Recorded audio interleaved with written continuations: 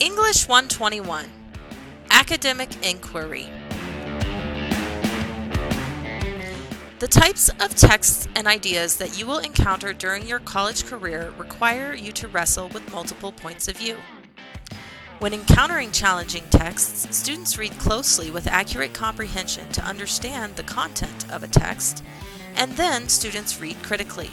This adds evaluation and response.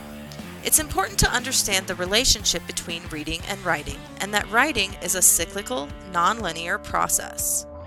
Also understand the importance of inquiry in deep thinking and coming up with a good, interesting question to drive your inquiry process.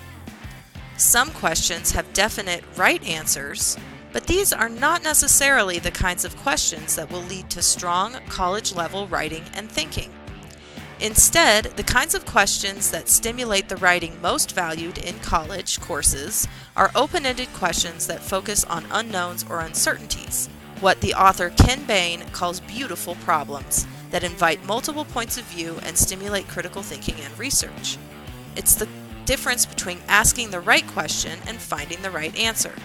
Simple comprehension is important, but college instructors will expect students to wrestle with problems by applying the concepts, data, and thought process they learn in a course to new situations. Deep thinking is the starting point to good writing, and good writing is the starting point to deep thinking. Keep these ideas in mind as you engage in a process of academic inquiry in your college-level courses.